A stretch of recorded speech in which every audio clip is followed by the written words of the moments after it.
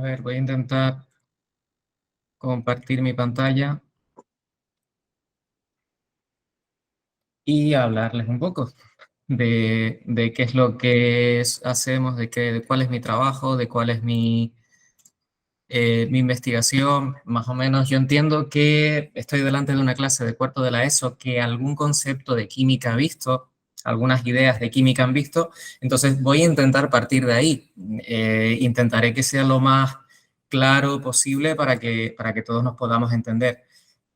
Yo estoy en un grupo de investigación que trabaja analizando metales que nos rodean por todas partes y los analizamos desde el punto de vista de qué pasa en cada punto, en cada sitio concreto. Pero no vamos a partir de ahí, vamos a partir de qué es lo que a ustedes les sugiere la química. Vamos a hablar de química de materiales, pero vamos a ver primero qué nos sugiere la química. Yo creo, entiendo, por lo que recuerdo, que se daba en secundaria, que ustedes de química habrán visto que la química lo componen átomos que están en una tabla periódica y esos átomos tienen un núcleo, que tienen sus protones, que tienen electrones alrededor y eso más o menos lo produce, lo fabrica, produce todos los materiales y todas las sustancias que tenemos. También cuando nos hablan de químicos en general, a lo mejor estamos hablando de productos de limpieza. Todos ellos son productos químicos que tienen reacciones químicas y que hacen algo, en este caso, pues limpiar. Pero también si cogemos un alimento y miramos la etiqueta, toda esta tabla, a ver, voy a poner un momento el puntero, si me deja el ordenador. Bueno, si no lo hago con el ratón. Toda esta tabla, toda esta información se obtiene en un laboratorio químico que hace análisis químico. Cuando comemos y cocinamos, la cocina es química. La cocina, lo que vemos hacer en la cocina, cualquier freír o mezclar, la cocina es prácticamente un laboratorio química, un laboratorio donde hacemos reaccionar cosas que nos comemos, que son seguras. ¿Qué más? Bueno, nuestro aparato digestivo, o nuestro cuerpo en general, produce reacciones químicas en todas las partes de la alimentación, por ejemplo, o dentro de las células tenemos reacciones químicas y bioquímicas. ¿Qué más nos puede sugerir la química? Un test de antígenos es un proceso químico que está hecho con una sustancia, una disolución que tiene unas propiedades químicas concretas y un material que tiene una reacción y produce un color concreto. O, por hablar de algo más meteórico, cuando un cohete lo sacamos al espacio, necesitamos una reacción de combustión dirigida para impulsar ese cohete y también esa reacción es química. Pero hablemos también, o sea, la química no solo son reacciones, también son materiales. Y ahí es donde empezamos a entrar en lo que yo suelo trabajar. Un mando de la Play está hecho de un material. Ese material es un plástico y ese plástico está hecho de átomos que forman unas cadenas, uno detrás de otro. Y esas cadenas se entrecruzan y van formando un compuesto que es duro, que es aislante, que yo puedo manejar. Por ejemplo, si miramos al lápiz que podemos tener en la mesa, la mina del lápiz está hecha de carbón. Ese carbón, ese carbono, ese grafito, son átomos de carbono que están en la tabla periódica formando una red y es distinto, aunque es el mismo átomo, el orden de los átomos es distinto de que cuando ponemos carbón en una chuletada e incluso un diamante tan bonito y tan caro, mucho más caro que un lápiz, también está hecho de carbón, solo que la estructura, el orden de los átomos es diferente. Una sustancia como la sal de mesa, la sal que le ponemos a la comida, está hecho por átomos diferentes que además uno tiene una carga negativa, el cloro tiene una carga negativa y el sodio tiene una carga positiva. Se unen, forman una red y eso es lo que compone la sal de mesa, ni más ni menos, la sal que le ponemos a la comida cuando está sosa.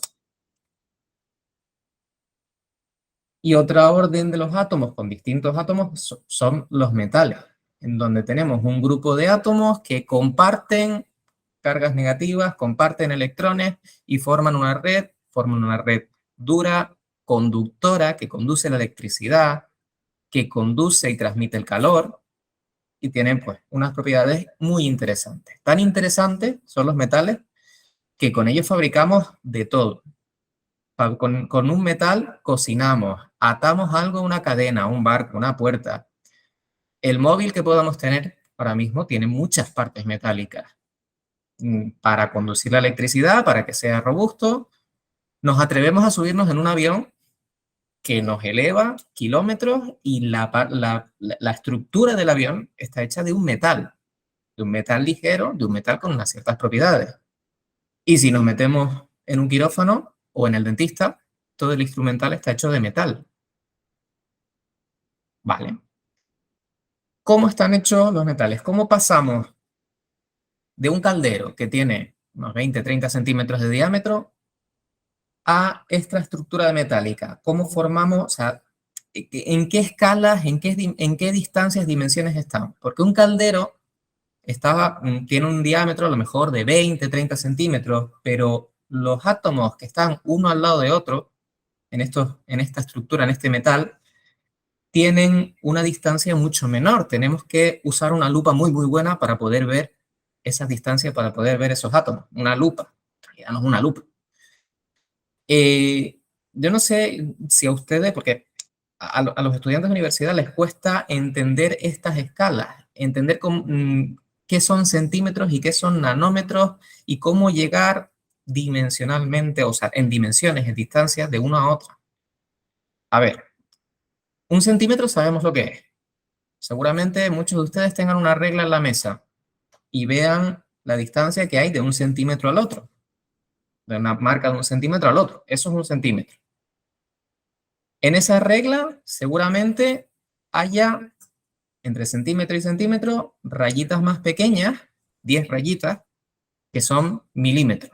Todavía las puedo ver con el ojo si me pongo las gafas, si no, yo ya no, me cuesta un poco más, pero en condiciones normales yo puedo ver cuál es la distancia pequeña que es un milímetro, que supone un milímetro. Ahora cojamos ese milímetro y dividámoslo entre 1000 partes iguales. Algo tan pequeño dividido entre 1000 partes iguales ya no lo voy a poder ver. Ya necesitaría un microscopio para verlo. Cada una de esas 1000 partes iguales es un micrómetro o una micra, que lo conocemos más habitualmente. Y necesito efectivamente un microscopio, porque si no, no vería, por ejemplo, virus o bacterias. Están más o menos en ese orden, en esas distancias. Pues todavía vamos a coger cada una de esas micras, que necesito un microscopio para verla, y dividirlo entre 1000 partes iguales. Ya tengo nanómetros. La distancia que hay entre dos átomos es todavía más pequeña. Y lo que vemos a medida que vamos haciendo zoom en las dimensiones de los metros, centímetros, milímetros, micras, cuando ya llegamos a las dimensiones de micras, empezamos a ver en un material, en un metal, granitos, orientaciones que han crecido y que han crecido de una forma preferente hacia un lado que hacia el otro. Todo eso yo quisiera entenderlo para llegar a entender qué es lo que pasa con los átomos. Aquí estaríamos viendo ya, esta sería una imagen de un solo átomo. Quizás esta imagen, saber qué es lo que le pasa a un átomo con el de al lado, sea muy difícil de conseguir y yo no puedo llegar a tanto. Pero sí tenemos técnicas que nos permiten llegar a saber qué es lo que está pasando en este rango, en estas micras, que puede ser relevante, las dimensiones de micrómetros de micras, para saber qué es lo que ocurre con los materiales, si son estables y en el caso de los metales, que lo usamos para muchas cosas, si se van a degradar y se van a corroer. En mi grupo de investigación tratamos de evitar o entender que un material metálico termine tan degradado, tan corroído rápidamente, porque a nadie le apetece cocinar en un caldero oxidado. A nadie se fía de algo que está atado a una cadena oxidada. Y esta falta, esta pérdida de estabilidad, aunque se vea tan grande, empieza desde la parte más pequeña. Y eso es lo que estudiamos en nuestro grupo de investigación. A nadie le apetece que su coche se degrade, se oxide tan rápidamente. Nadie se fía de subirse a un avión que ya, como no sé si habrán visto los aviones que están cerca del aeropuerto de Los Rodeos, aviones destartalados ya en la chatarra prácticamente, que están degradados y, hombre, esos aviones eran útiles en su tiempo. La empresa que los compró no les gusta verlo así porque ya han perdido dinero, pero bueno, durante un tiempo, pues los usaron. Se trata de averiguar qué es lo que está pasando para aumentar esa vida útil y que la empresa pueda seguir utilizándolos y ganando dinero. Y evitar, de paso, con otros materiales, peligros. Bueno, supongo que a nadie le gustaría llegar al dentista y que el instrumental con el que nos van a hacer una intervención estuviera oxidado. Vale. El problema de la oxidación o de la corrosión es que aunque yo vea que el material parece que está limpio, que no ha empezado todavía a oxidarse, si hacemos zoom en las distancias de las micras se forman, podemos ver que se han formado alguna picadura, algún ataque muy localizado, que si conseguimos prevenirlo, controlarlo, hacerlo más lento, pues mucho mejor. Por eso se fabrican los aceros inoxidables y este instrumental está hecho de aceros inoxidables, porque aunque se formen algunas de estas picaduras, no son peligrosas ni avanzan muy rápido. ¿Vale? ¿Cómo se forman estas picaduras? Pues se forman a través de reacciones químicas en la superficie del metal.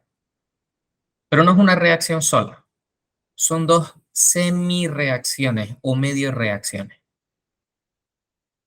En el sitio donde se forma la picadura, donde se empieza a disolver el metal, pues por ejemplo los átomos de hierro, que están hechos por un núcleo de carga positiva y unos electrones alrededor con carga negativa, esos átomos pierden electrones y se forman iones de hierro 2, ¿vale? Que pueden pasar a la disolución. Y en otra región ocurre la otra mitad de la reacción. No quiero detenerme con demasiado detalle en esto, solo quedémonos con que pueden ocurrir dos medio reacciones, y voy a ver si esto funciona un momento, dos medio reacciones en un material como este. Vamos a pensar en un clavo que yo lo puedo poner en una disolución que tenga un medio agresivo, una disolución parecida al agua de mar, y habrá algunas regiones donde se forme, donde se disuelva el hierro y unas regiones donde el hierro no se disuelve, donde está teniendo lugar la otra mitad de la reacción. Ven que en algunos puntos empieza a aparecer como unas montañitas pequeñitas de un color diferente, sobre todo en la cabeza del clavo, justo en la punta, y en algún lugar un poquito, a ver si lo puedo señalar con otro clavo, clavo la cámara, la cabeza del clavo y en algún lugar, más o menos por aquí, están apareciendo unos pequeños bultitos. Yo le he puesto a la disolución que le he echado un colorante que reacciona con el hierro, con los iones de hierro que se están liberando, y se forma un producto azul. Yo lo veo azul, lo que pasa es que la luz a ustedes no les deja verlo de igual manera. Y se forma este producto que me está indicando que justo ahí está teniendo lugar la disolución del hierro, una de las mitades de la reacción, que es la mitad más peligrosa porque es la que está disolviendo el clavo. En otras regiones donde aparentemente no está pasando nada, pues no estamos viendo prácticamente ninguna coloración, ¿vale? No se está disolviendo el hierro, está teniendo lugar la otra medio reacción, pero realmente todo el clavo está reaccionando, la cabeza también, ¿vale? Voy a volver a poner mi cámara y a compartir otra vez la presentación y seguimos.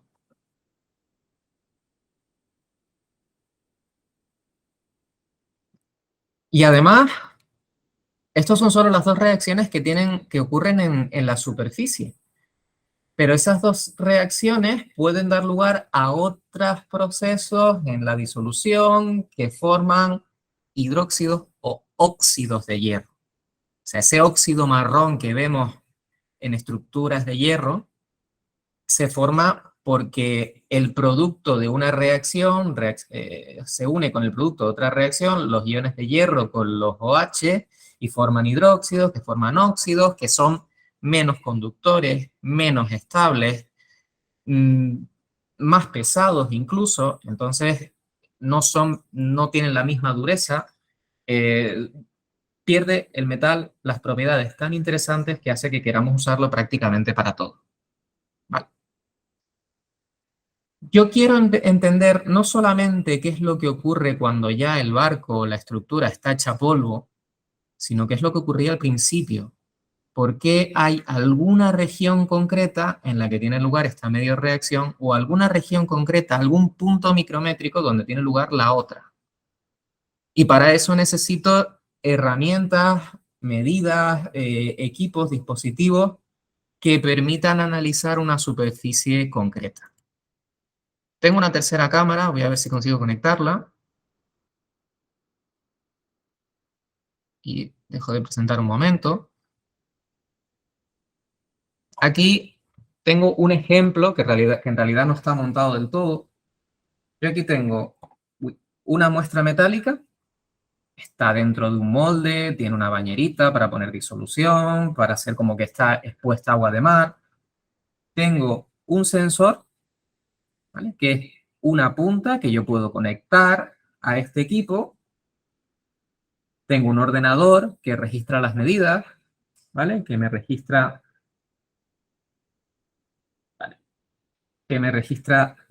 si yo muevo este sensor sobre la superficie y voy midiendo, me puede registrar dónde está teniendo lugar, dónde se está formando una picadura y dónde no. Y yo a lo mejor puedo mover la superficie con unos tornillitos y mover la punta arriba y abajo con unos tornillitos. Esto es un ejemplo de un montaje, de un sistema que a mí me permite analizar químicamente con reacciones químicas, con análisis químicos, a medida que me muevo sobre la superficie de un metal, donde voy a encontrar, por ejemplo, hierro 2, o donde voy a encontrar OH, oxígeno, etcétera, etcétera. ¿Vale? Entiendo que a ustedes les interesaba ver qué es lo que, cómo hacemos investigación por ejemplo, en la universidad o en los grupos de la universidad y cómo analizamos nuestras muestras, nuestros materiales. Este sería un ejemplo. De esa manera yo puedo ver con la técnica adecuada si en una superficie de acero vamos a tener una zona roja que significa, bueno, una zona con más señal. Y la cámara además nos enseña que ahí se está formando óxido de hierro.